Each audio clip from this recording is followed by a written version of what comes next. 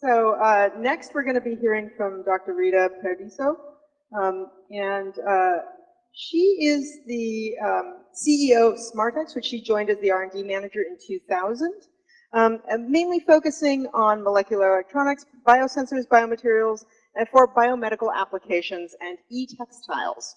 So what this means is she'll be talking to us about sensors in clothing that can tell us and our doctors how we're doing. Wearable monitoring systems embedded in fabric that are part of normal garments. I don't know about you, but I love the idea of my jacket being able to tell me more about my life. So I'm really excited to hear from Dr. Rita Paradiso.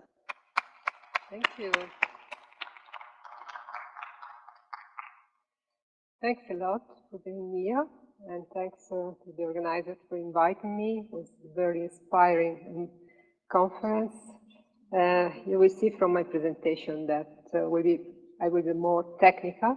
Anyway, I'm the CEO of a small company that is working mainly in the research field and basically in the use of textile material for, let's say, different kind of purpose. I'm coming from Italy, so we are used to consider the textile as a material that is in some way an expression of beauty and seduction. And I like to start with these two examples in which, let's say, material like metal fibers or like optical fiber is used just for fashion purpose.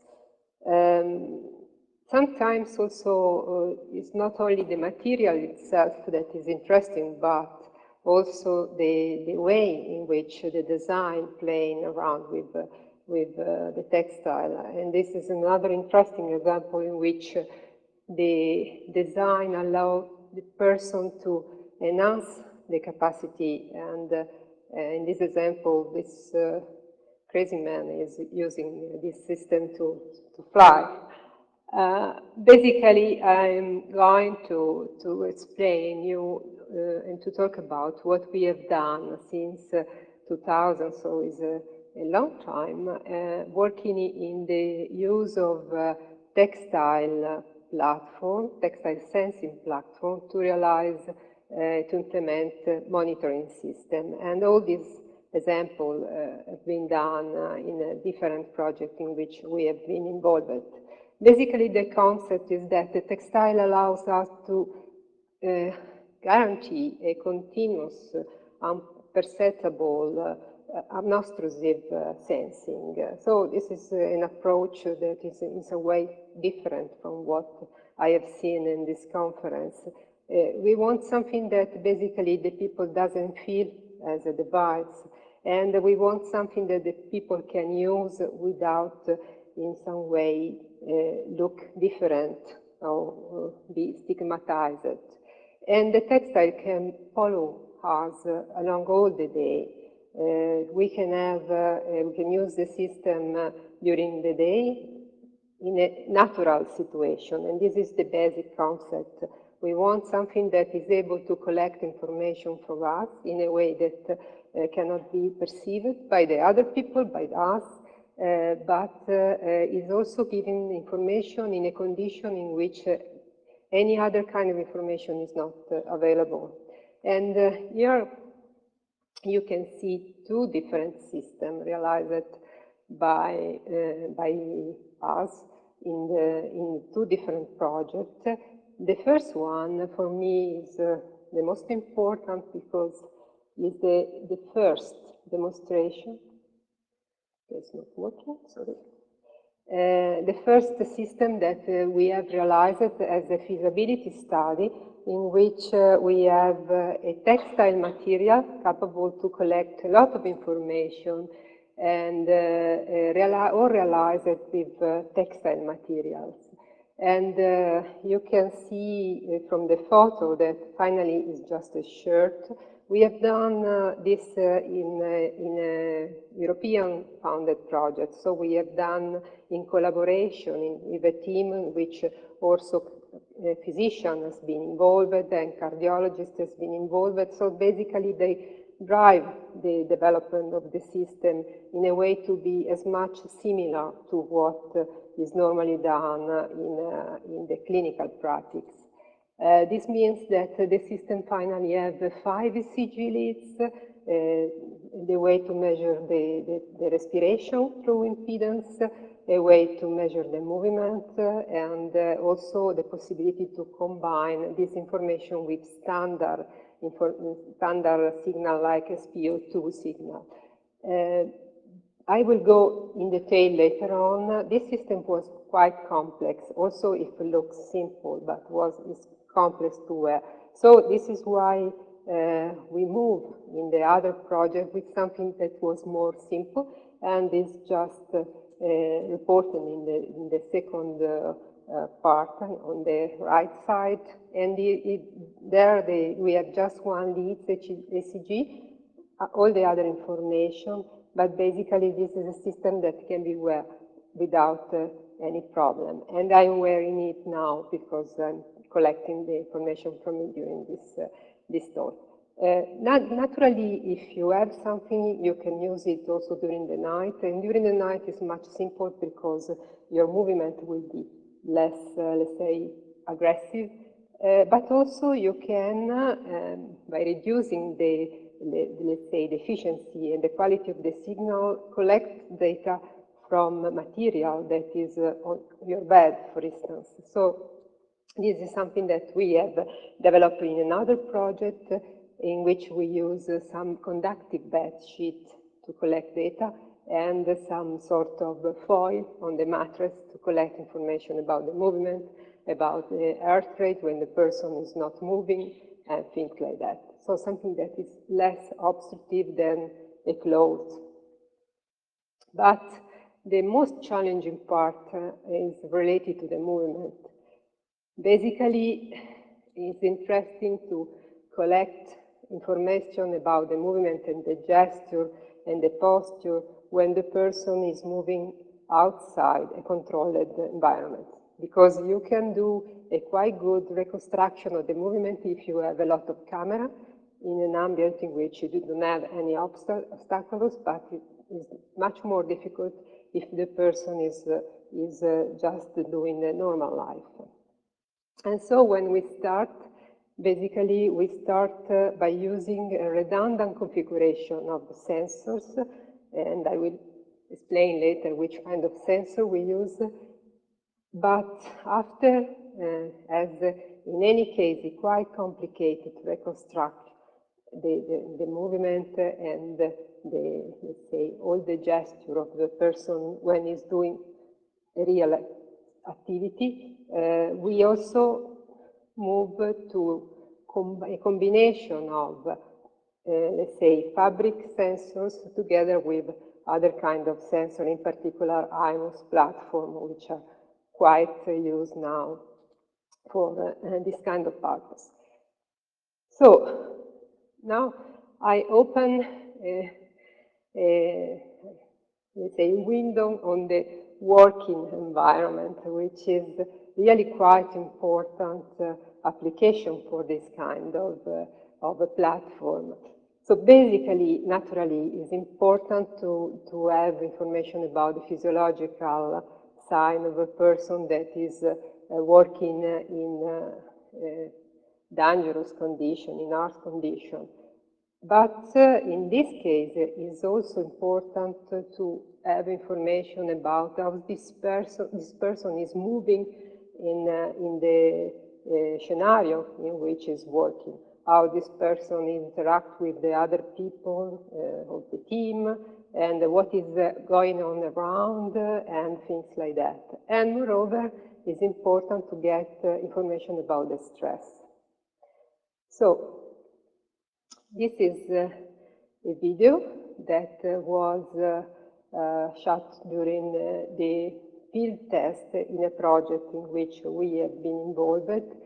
The project is related to the implementation of a system for emergency situation, and this test was done in Netherlands, in the Amsterdam airport. And basically, I show the video to show that, okay, we provide system, textile system for the physiological sign acquisition and also for the, let's say, the embedding of all the device on the jacket.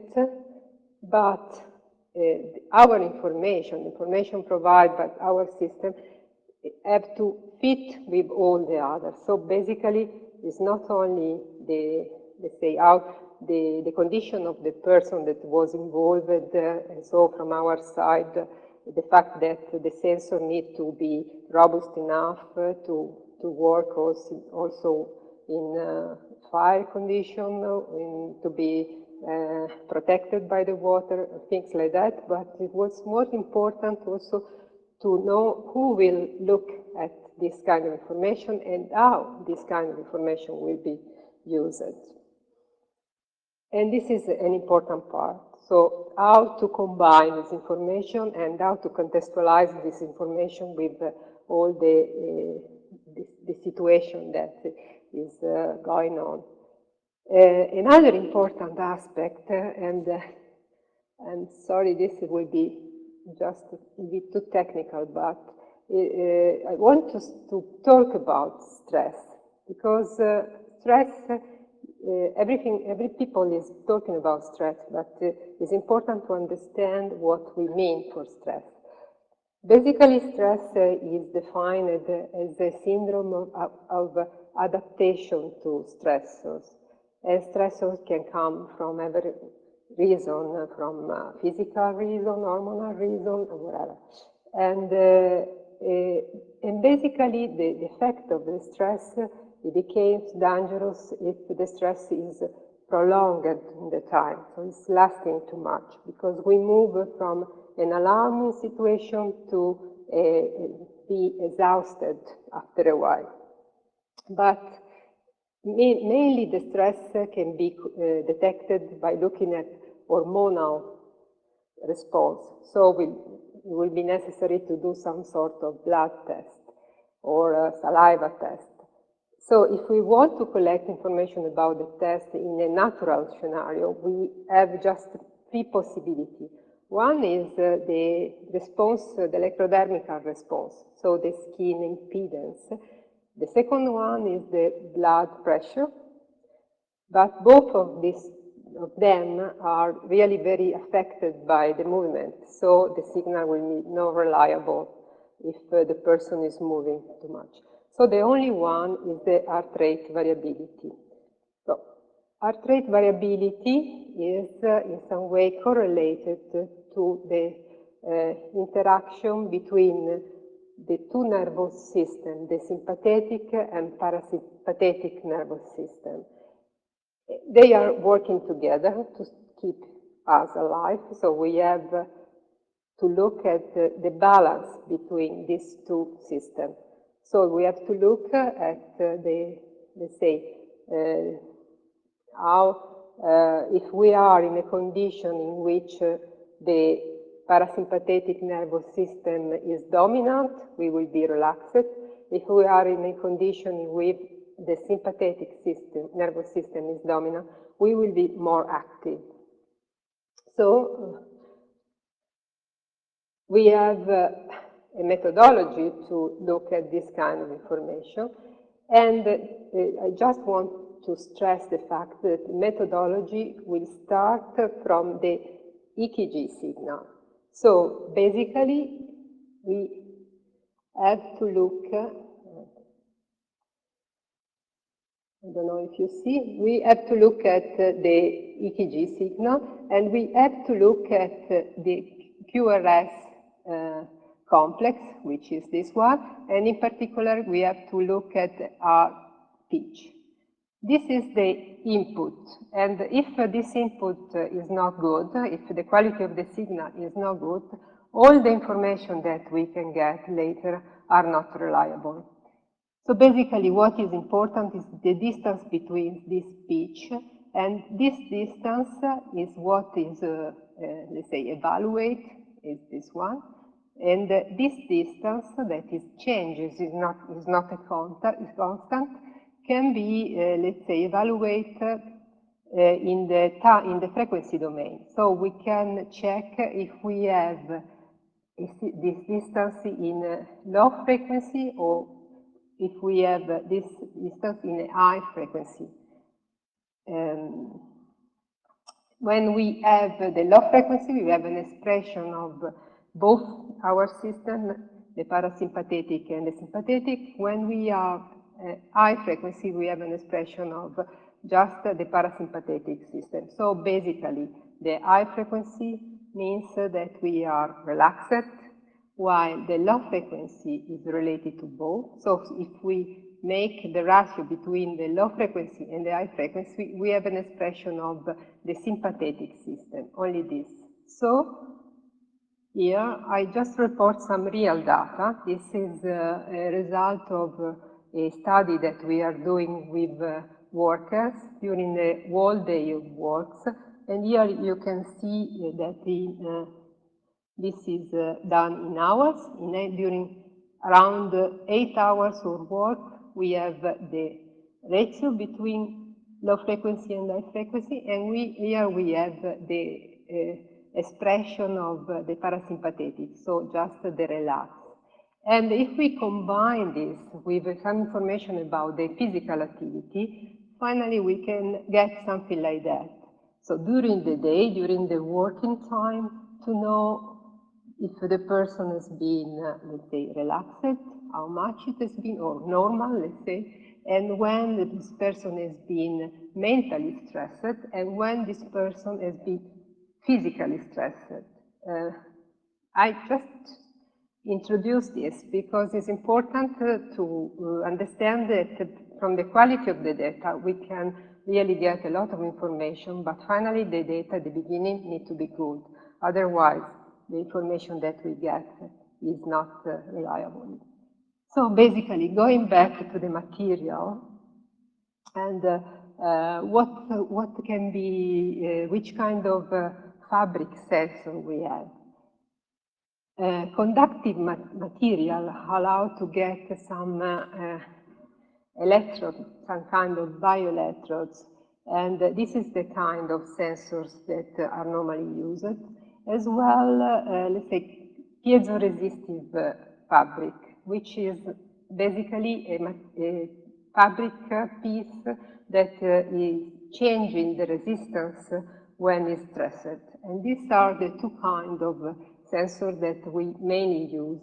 Also, if we can use optical fiber, for instance, to, let's say, to inject light and to collect information about the pulse.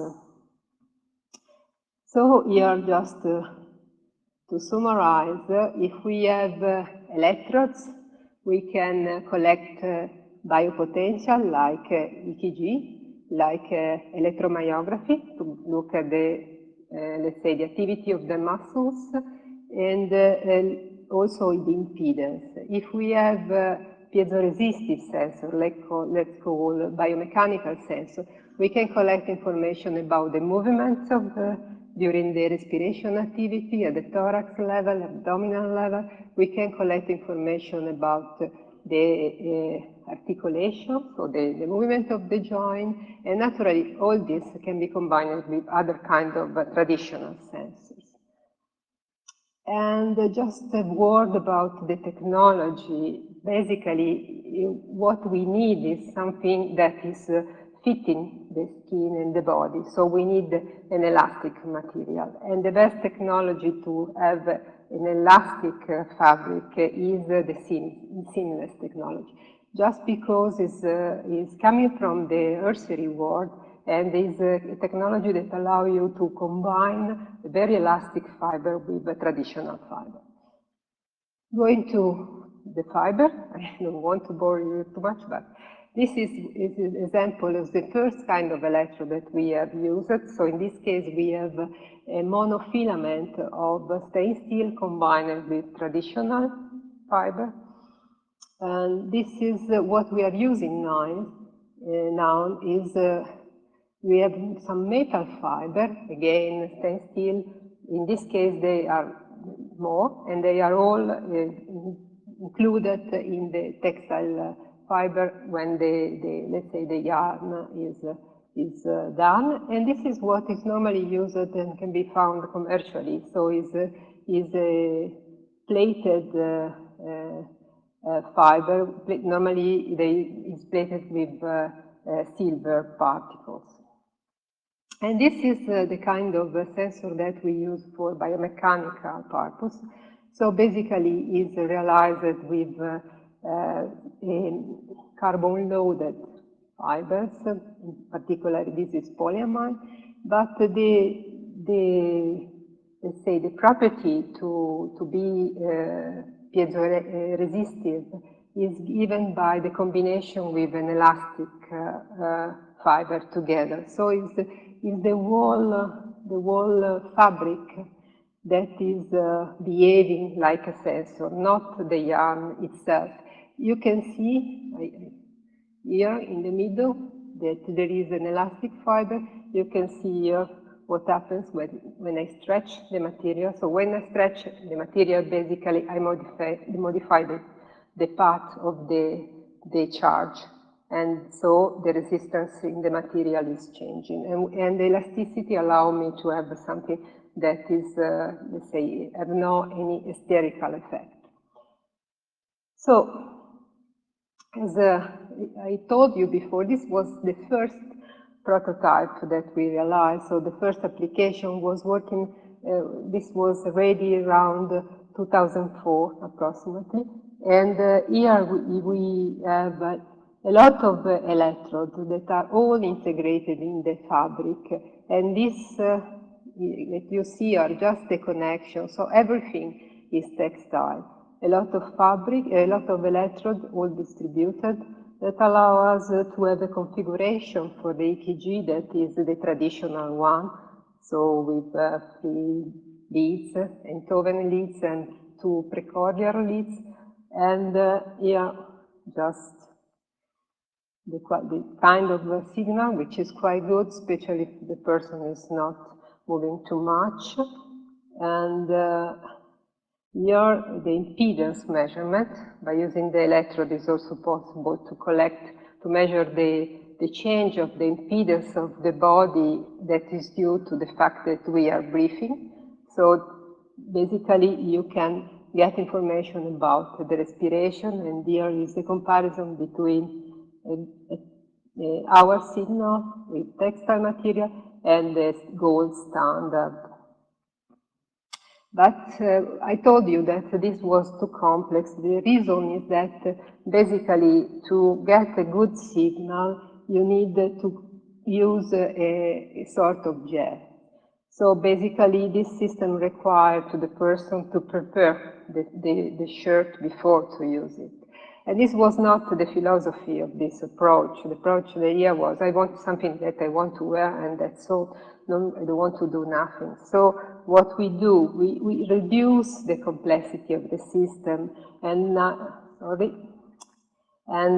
we simply decided to put just 2 electrodes in the place that was the more robust in terms of noise to signal to noise ratio. And also we go for a solution in which we in some way enhance the humidity in the electrode region by insulating the electrode just around this position, and also by using some sort of filler layer to increase the pressure.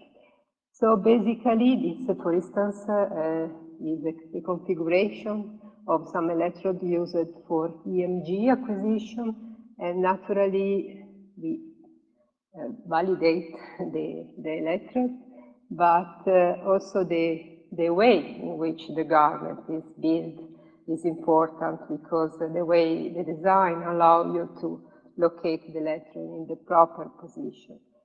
So here you see the system working. This system was just done to test the fact that it was possible to get EMG signal. Can you hear me? No, maybe not. I was just moving, and the system was able to monitor the activity of the deltoid. And this application was important in the frame of a project in which we want to see the difference between the movement of the person affected by stroke. So the piezoresistive sensors can be also used, as I told before, to discriminate between the different respiration at the abdominal and the thorax level, and to see the movement of the joint, or also by combining the two pieces of sensors and looking at the difference between them to have a sort of goniometers.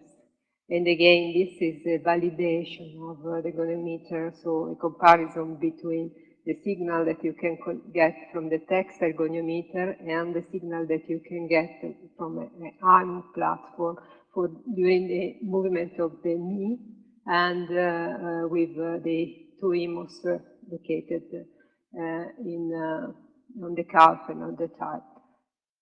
So basically, if we combine, and I'm talking about sensor fusion approach, or body area network approach, or whatever you want to call, if we combine all different sensors, we can have a more efficient system. Okay, this is just to show you a graph in which you have the textile sensors that are used to recognize the gesture. So basically the system is just able to recognize the gestuality and to move from one situation and to the other. Here you can see a better system in which the two different sensors are combined, the Textile and the IMO platform. Naturally, is awful, but can be optimized. It's just to prove the approach. And as you can see from the reconstruction, the system is much more sensitive to also some slide movement. And this was used just to compare the different capability to move from an affected side of the stroke patient on the left, and the unaffected part that is on the right. And in the frame of the same project, and the name of the project is Interaction. This is just again a result in which we have reported the position of the hand, the position of the elbow, the position of the shoulder in the patient in respect to the position of the pelvis when the patient was in the higher side, was just doing this kind of movement, so reaching and doing some circular movement. And in the bottom, the person was just walking. And so here you can see how different are in the walking, let's say, the movement of the two sides. Okay, so we have seen how it was important to combine sensors to get a system that is more efficient. Now the step, let's go further. Oops, I don't listen my voice. This is another project in which there is a feasibility study about a multivariable approach. What does it mean, this? We are considering the fact that not only, let's say, the information from the physiological sign or from the sensor are important, but the idea is to combine this kind of information with other information. Which kind of information? But basically, voice analysis and also biochemical screening, but mainly the information that can come from the person. So information that the person is, let's say, is putting in the system, is giving to the system. And this is a project that was addressing people with mental disease, and in particular people with bipolar disorder. And it is very interesting because this kind of people move from a different state and a different behavior. They can go from a depressive state in which they sleep, for instance, 10 hours per day, they don't move, they don't are active, till a mania state in which they sleep just 3 hours, they are very active, they do a lot, they talk a lot, and so on. So the differences are quite huge. And basically the challenge was to demonstrate that we combine all this information together, we can have a more sensitive system able to check the emotional state of the person, but we can also go for a prediction of the next state. So this is the important part. So going back to what is our part, basically the platform that was used in the project is this one. So I told you we try to simplify the shirt as much as possible. This is the shirt that we are normally using. It's very simple, the material can be changed, and we have basically 3 kinds of textile sensors. There are 2 electrodes, here, and 1 sensor for the respiration, and the system is connected with an electronic box in which there is a sort of IMO platform with a 3D accelerometers that is giving information about the movement and the activity and the posture. Basically, the kind of raw signal are this one, the ECG, that I already stress how important is the quality, and the respiration, and you can get information about the heart rate, breathing rate, the heart distance, and you can get information about the activity by looking at the accelerometers, so if the person is moving and how much energy is spending in some way, and also have a sort of a classification about the activity, if it's running, if it's just standing, walking, or if it's sleeping, in which position is sleeping. And naturally extrapolate parameters related to the heart rate variability and the stress, as I told you before. But most important is the fact that all these are combined with behavioral information that are coming from the smartphone or the tablet or the computer, and with voice analysis. And basically, we have a lot of signal spread all over the day and the night, but basically we want to use from the signal just some feature. For instance, how many times I've slept the past night, or what's let's say, the latency of the REM phase, because we can basically recognize the sleep stage, or the entropy of the signal.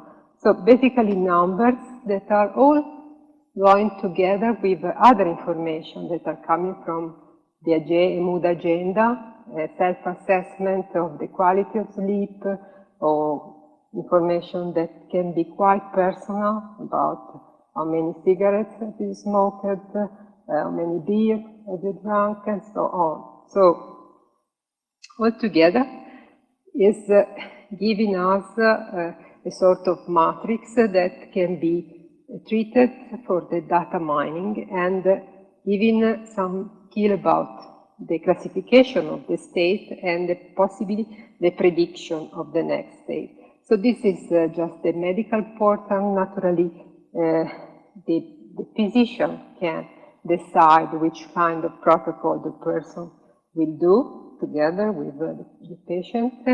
This is just some things that can be seen by the physician on the web related to the sleep quality, the time in the bed, how the person feels, the patient feels. Again, information about the voice, and the voice can be analyzed in terms of pitch, in terms of harmonics, in terms of, let's say, flatness of speech, all together with the whole state. And this is what was really important and is still a challenge, because it's dependent by the number of people that is analyzed and the time in which we analyze the people and how easy it is to contextualize this information, but it's the prediction chart. So if we know what happens and if we combine all these indicators in one day to prevent what could happen in the next day or in the next week. So basically this is the goal of this approach.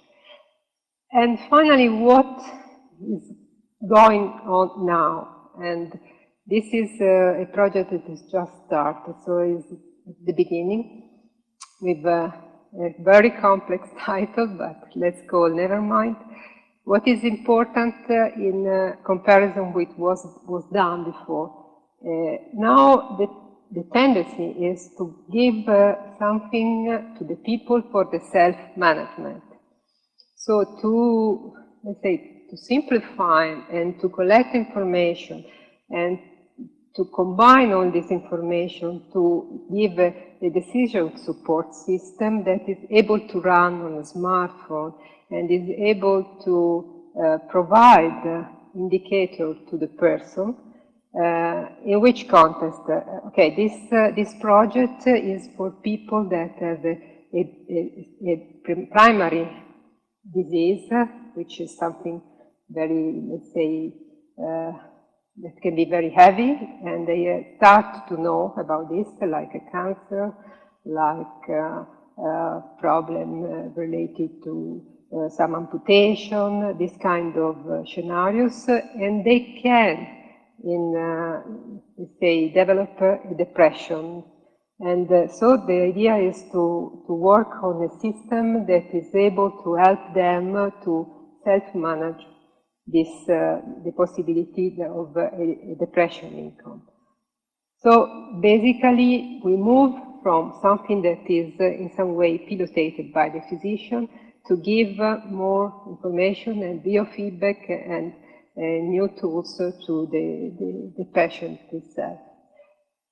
So, just at the end, I want to put some question and to let's say, discuss with you. I've shown you what was the state of the art. So basically in the past, we demonstrate and we work on the, let's say, the quality of the signal that can be acquired by textile material, just because textile is the most, let's say, the material and the interface that is most close to our body, a sort of secondary skin. Naturally, if we have something implanted, it would be better. Okay. But after that, how the signal and information can be correlated, and which kind of information we can correlate, and this was, let's say, what is going on now. What will be the future? I mean, we can, probably we will have a system that will be more and more efficient in decide and understand our emotional state, in decide and understand our healthy states, but how this information will be used. We are going for an humanized technology, we are going for an interaction with the machine that will be more and more let's say, empathic, and so which part of us and in which way we will use all of this world of new things and approach and way to think. So basically, in conclusion, as I told you, the textile is the most natural interface with the skin, and we really can have a sort of reproduction of our skin if we want with all these devices. We need to combine all the information, we need to go for a multivariable approach, we need to be able to manage all of the information. And basically it's possible to get reliable feature from all this. What is still a challenge, how the data are managed, and a big challenge is how this data are secure, and a big challenge is how we will go for the ethic treatment of data, because naturally with this information is given, in some way telling to all the world what happens to us, sometimes what we never know, but will be new to other people. So I thank you for your attention, and I am open for any questions.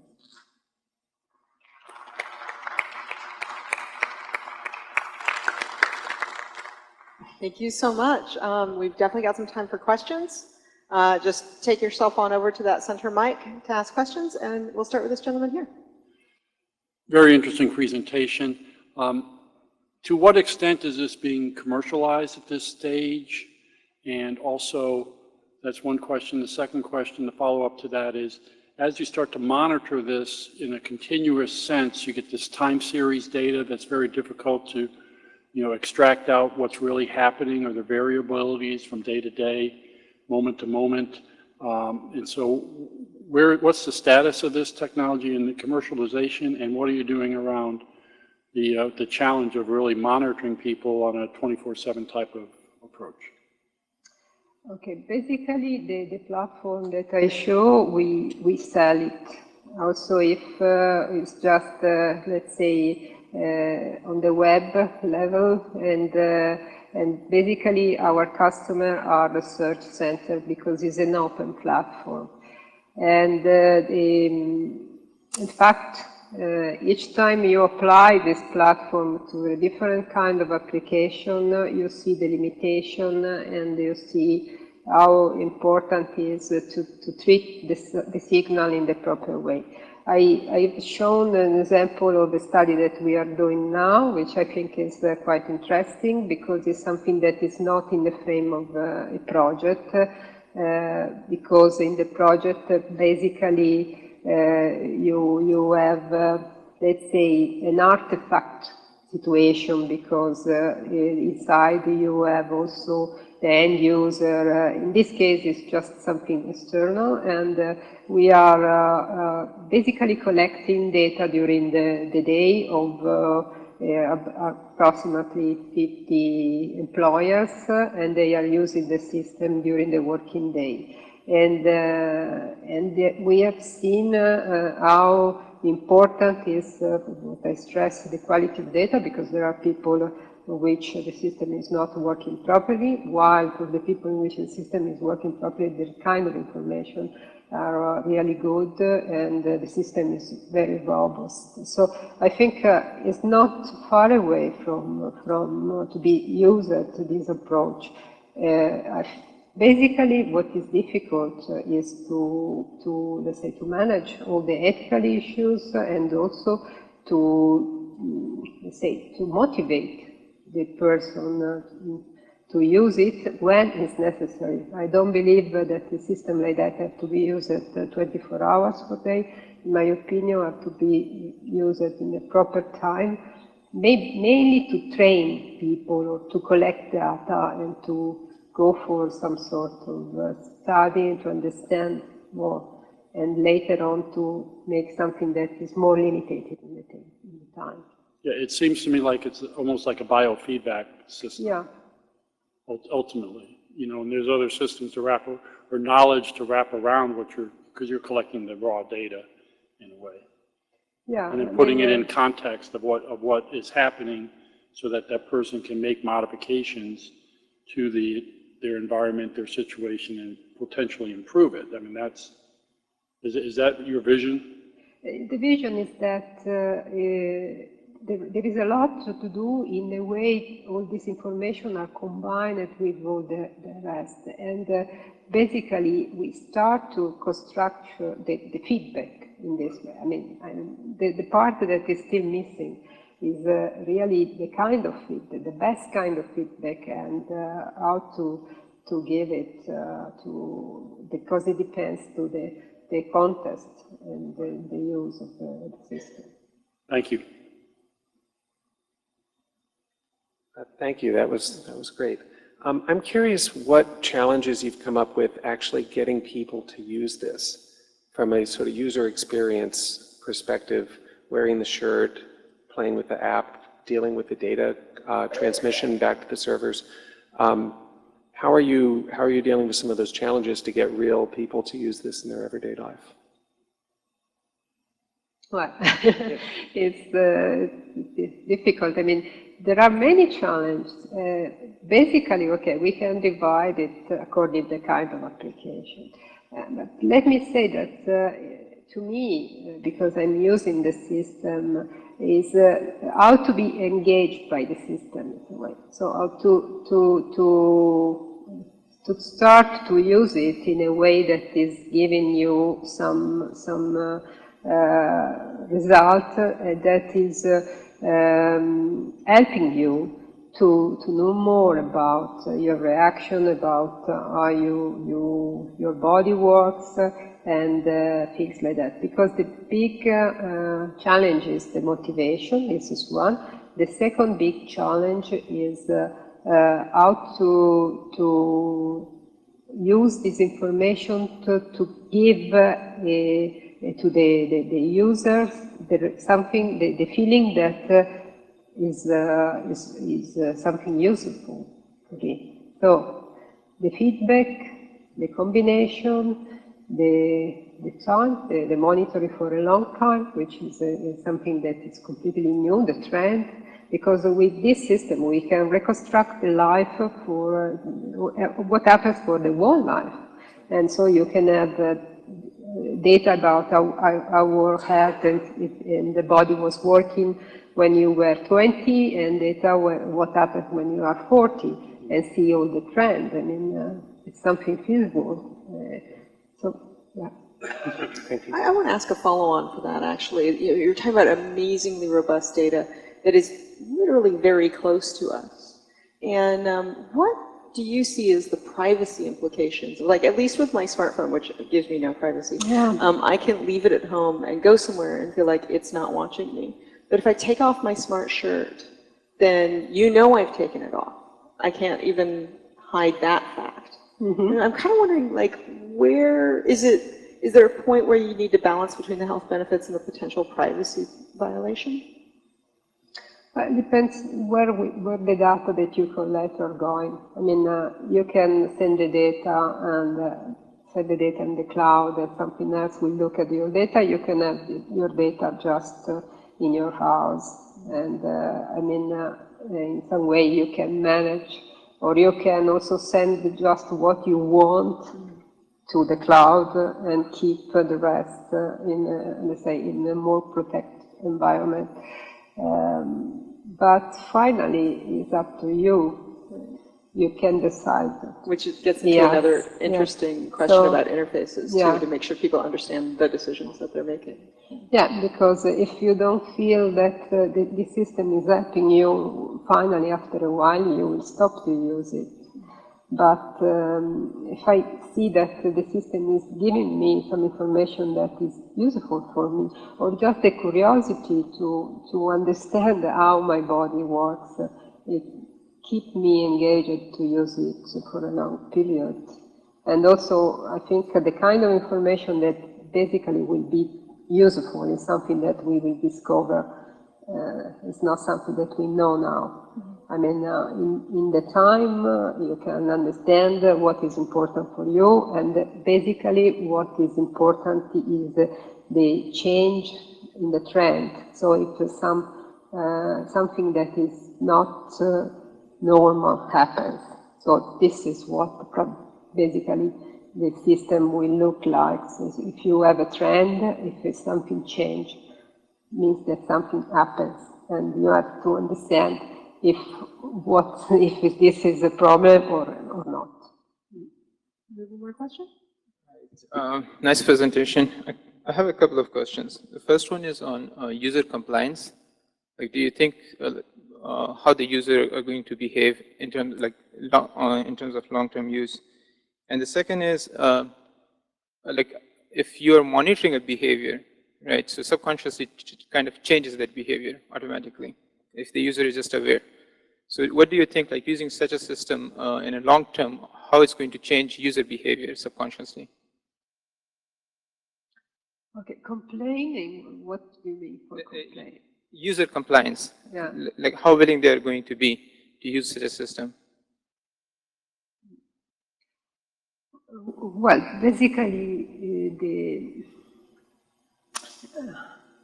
let's say, if in some way we need to agree, the user need to decide that is going to use something like that.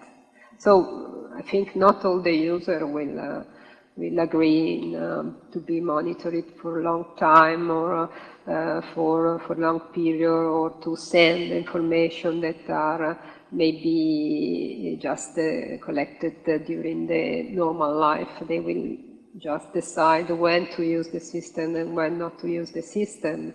And I don't think, I think that a selected class of people will use it, not all of them. That's, let's say it like this. I mean, so the people that are motivated will use the system, the other people will not. But we need to also to clarify that one thing is if you are going to use the system because you like it, or another thing is if you are going to use the system because your physician told you to use it. And so this will make the difference between the sort of clinical device or something that for the well-being device or system or whatever you want to call.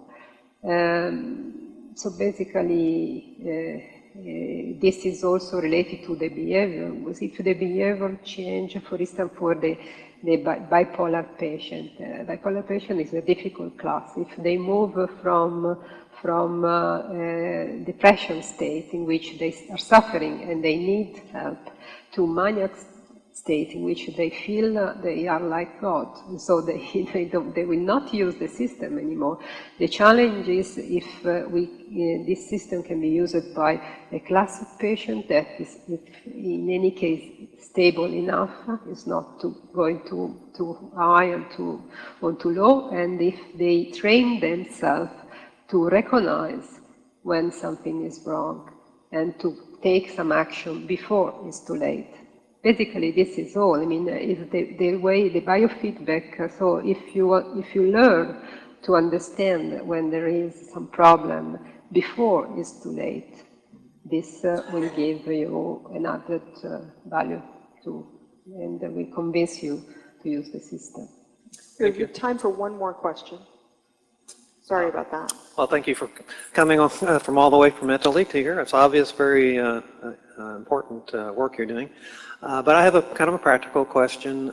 You mentioned the fabric embedded with silver particles. Would you speak briefly on the durability of that fabric? I mean, do you wash this in woolite or what? Yes, of course.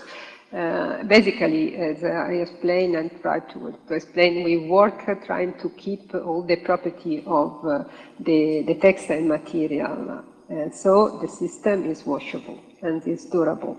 The only problem can come from the elasticity. So basically, the weak point is the elastic So if we wash with too high temperature, it will reduce the elasticity and will be less performant. But after that, I have systems that are working till 5 years or more. So it's normal. I mean, this was the first problem that we face. And this will be something that also we will face, because in the future we plan to put some hardware piece in the fabric, and so we will have to seal the system, the hardware, in a way that is really resistant to the washing. Thank you. Oh, we do have time for one more, if it's quick. Go for it. I just had a question about whether or not these types of smart fabrics are going to be available for the public to play with for kind of DIY hacking, and if y'all have a plan for that. Consumer level? Yeah. I told you, we are just selling, and I think there are also some system around. Basically, Adidas is doing something, Nike is doing something. They are quite simplified compared to what I show you, but basically the material is what I've shown with the silver, and so they are already available. So people can actually get the hardware to make their own systems with? Yeah. Okay, Yeah. great. All right, well, thank you very much. Wonderful work. Thank you.